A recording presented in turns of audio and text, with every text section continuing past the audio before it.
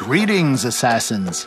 My name is Simon, I'm Associate Game Director on Assassin's Creed Shadows, and today we're gonna go through a comparative gameplay walkthrough showcasing both stealth and combat for our two protagonists.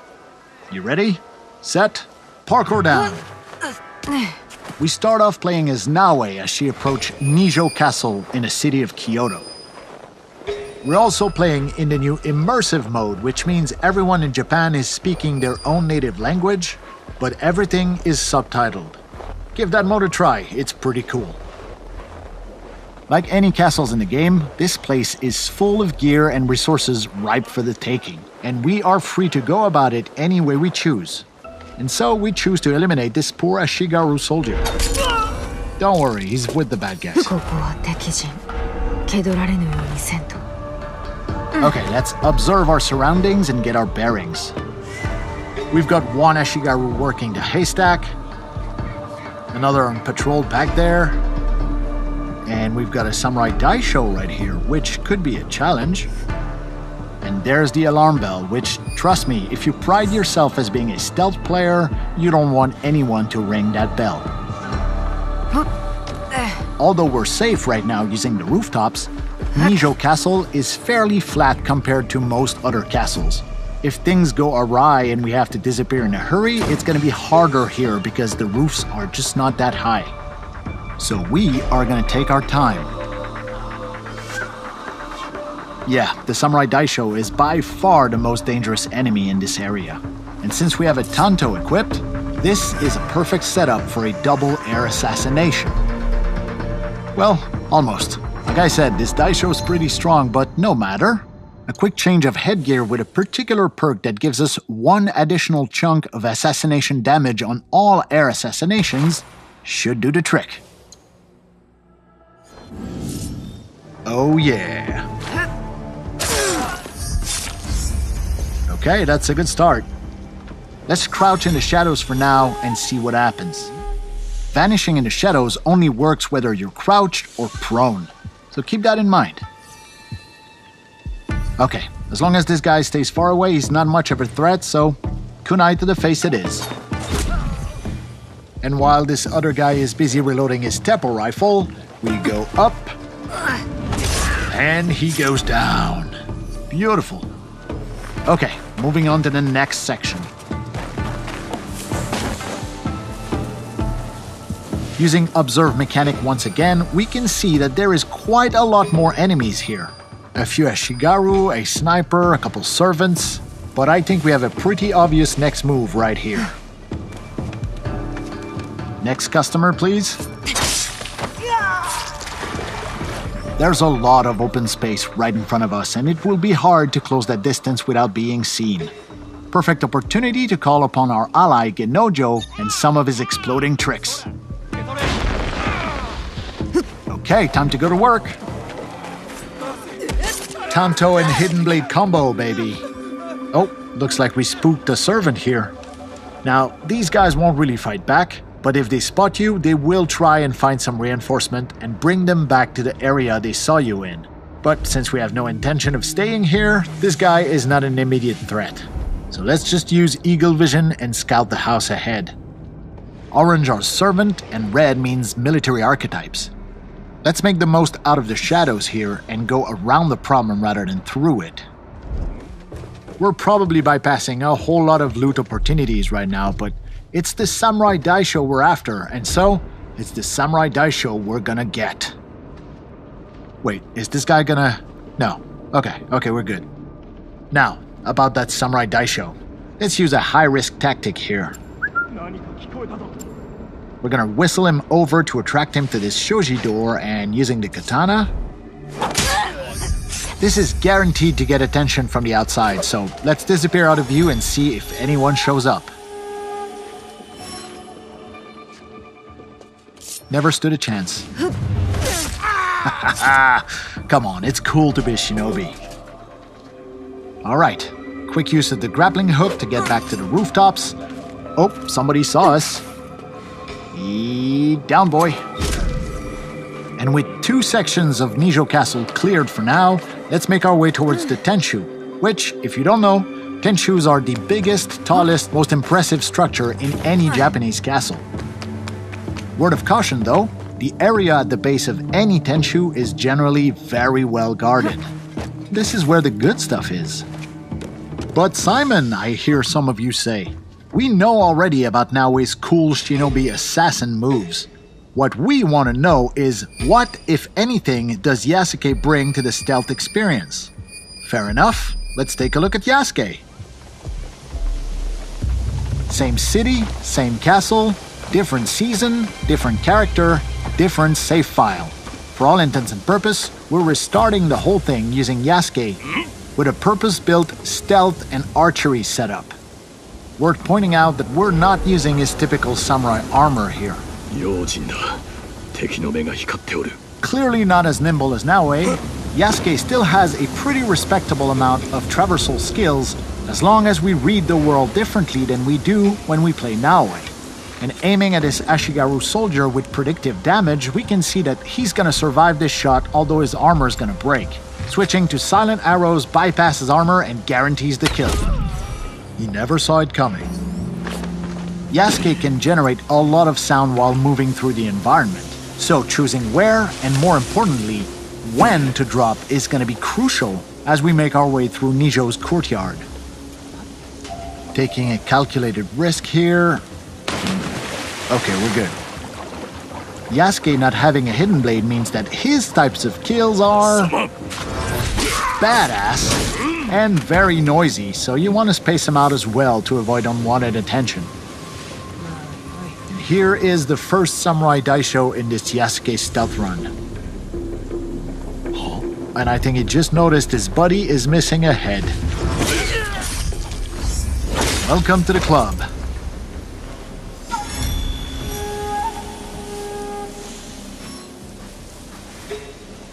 Oh. Silent arrows all day, baby. Oh, and here's a little pro tip. Yasuke's arsenal of weapons mostly relies on the same type of stuff that most samurai would have stockpiled in military setups. So little guard towers like this are always full of arrows and bullets for Yasuke to plunder, making his particular stealth playstyle much more generous than Naoe's more limited and cautious shinobi tool approach. Now Yasuke does have the ability to climb, although his vertical leaps are more limited than Naoe. Similarly, we can reach most high points like this and use the observe mechanic to tag people, get our bearings, and find where our next objectives are. Yes, he's a lot bigger and a little slower than Naoe, but once you get a hang of his controls, Yasuke is a lot of fun. Ooh, let's use pro navigation here and avoid being seen. This allows us to stay hidden while on the move, just like Naoe does. Okay, for the section up ahead, we're gonna call in our second ally, the poison specialist Oniyuri, who has the ability to put multiple enemies to sleep.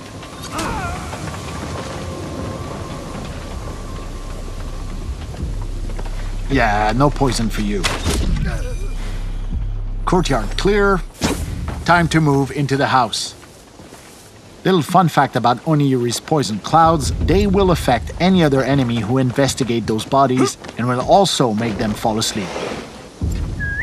And since Yasuke does not have eagle vision, whistling in a door frame is a sure way to get the attention of whoever might be lurking behind a door and get the drop on them. Hi. We previously saw with Naoe that this house during winter is full of people, but here in summer during broad daylight, there was only one samurai guarding a tapestry, which will look infinitely better in our own hideout. Your move, buddy. Yeah, that's a good move. Okay, moving on to the next section here. Hold on, we're gonna get some elevation first and get our bearings. Let's use this crate here. And let's get a feel for the neighborhood. Let's take down the alarm bell just to be safe. Because I can't shake the feeling that stealth with Yasuke might be coming to a close here. Okay, we have their attention now. Now, we're not wearing the most efficient armor for an open fight, so we're gonna switch the Yumi bow for the Kana bow. That gives us a much better insurance policy in an open fight like this.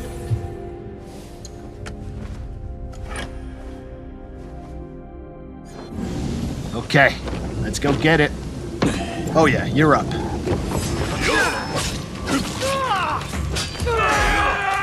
That's one down. Here.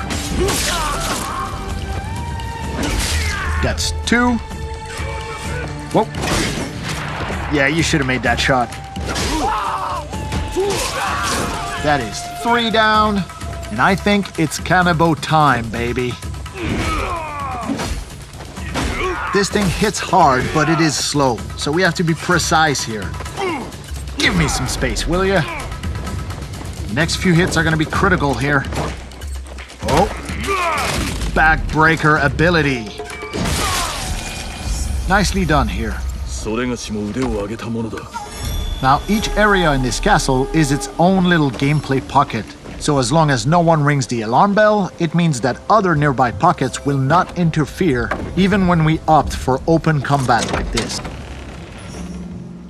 Time to switch back over to Naoe and see what a more aggressive open combat playstyle looks like with her. First thing first, we gotta switch up our loadout and use perks that are more conducive to that playstyle, such as this headband that allows us to vault over an enemy when we sprint at them in open combat. Let's switch up our outfit as well while we're at it. Yeah, we don't have a good perk reason to equip this right now, but I kinda like this one, so life's about taking risks, man. And we're also going to swap the Tanto Hidden Blade combo in favor of the more versatile Kusarigama. Oh yeah, this one has 60% increased damage over distance. Okay, let's put that to good use. And I think I see our first victim here. Whoa, whoa, whoa, whoa, whoa. Okay, that must be a servant. Gotcha.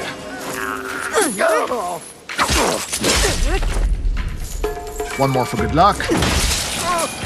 Ah, where did that servant go? Second target acquired. Trust me on this one, you will want to unlock the Kusarigama Rush Assassination skill. You can quote me on that. Quiet approach here, and down he goes. Observe mechanic. This identifies a secondary target we've been tracking for a while now. Wait, yeah, it was a servant, because we can see them coming back with a bunch of reinforcements. So we're gonna dispatch Yaya to take care of that distraction. She should have no problem dealing with these two grunts. I mean, I think. Yeah, she's got this. Okay, here we go. Pull the trigger too fast on this one. Deflect plus manual vault over, but with this headband perk we got on, we just have to sprint at the enemy and it auto vaults over. Nice little perk. Whoops, sorry about the barrels. Ow! Hup. Yo, I'm over here. And catch. Okay then, have some of this.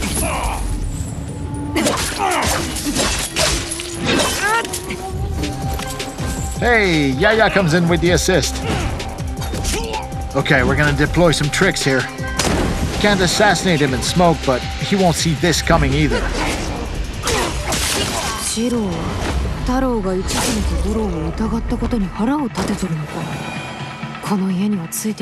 Yeah, you tell me. Don't worry, it'll all make sense once you get your hands on the game. For now, let's take a look at the very top of this Tenchu, where this white dot represents the unique Samurai Daisho chest from this castle. Using the grappling hook, it's pretty easy to hook up on those large overhangs and make climbing the exterior of a Tenchu pretty much a breeze for Naoe. That being said, we're bypassing quite a few loot opportunities right now. There is more than 30 unique castles in the game, and each of them comes with their own Daisho chest, which only unlocks once you deal with all the Samurai Daishos stationed within that castle. We're not talking about random loot drops either. Every single daisho chest contains bespoke, handcrafted, legendary gear, either for Naue or Yasuke, all of it some of the best loot you'll find anywhere in Assassin's Creed Shadows. Let's have a look at the beautiful skyline of Kyoto on a brisk winter morning.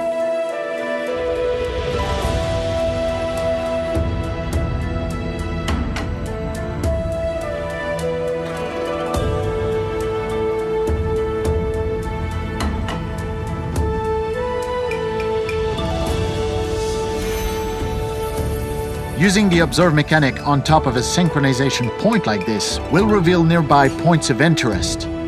Up to us to place markers as we see fit to further our exploration of Japan.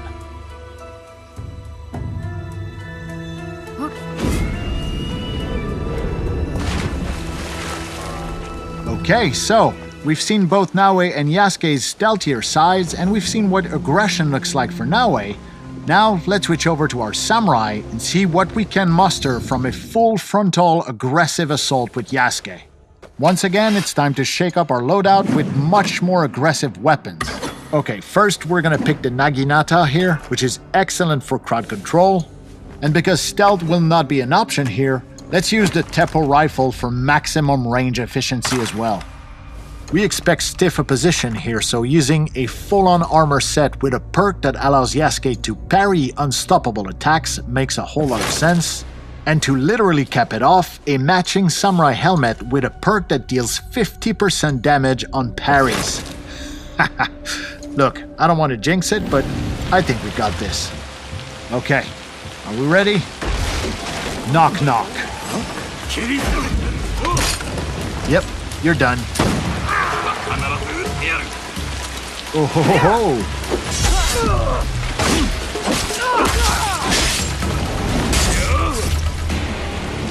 Alright, who's next? Okay, I think we're just gonna beeline straight to our target here. Oh, sniper on the right. Calling in Yagoro. He'll take care of that sniper while we are running straight into the dragon's mouth. This is gonna be good. Hello, Takahashi Shiro. We've been looking for you. Come on, what you got, big man? Right, we can parry these. There you go. No, you don't.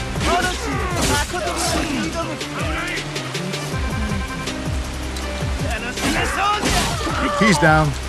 It's you and me, pal. Armor break.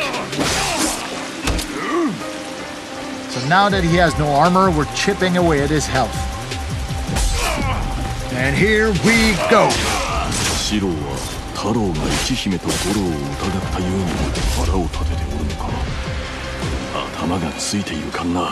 Yeah, I know. People will just have to untangle that mess for themselves. Okay, not bad. Here's to a job well done. 2 daishos dead and 1 secondary target off the board. Now, we've seen Naue climb the exterior of a Tenshu with ease and agility, but when it comes to Yasuke, sometimes it can be easier to just take the stairs and climb all the way up. You'll find plenty of loot, the occasional straggler, and most awesome of all, you'll be able to enjoy our fantastic sound design. Just listen to that rain.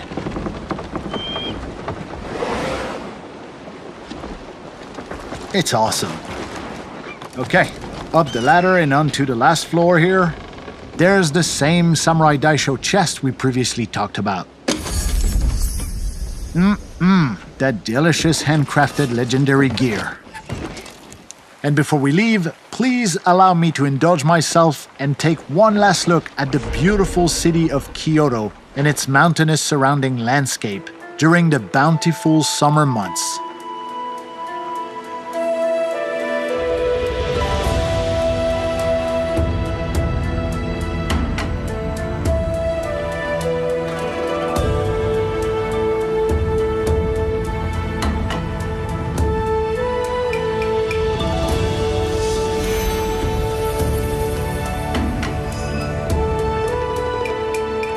This concludes our comparative gameplay walkthrough for stealth and combat between Yasuke and Naoe. For everyone at Ubisoft, we hope you'll join us on the streets of feudal Japan very soon. Have a good one. See ya!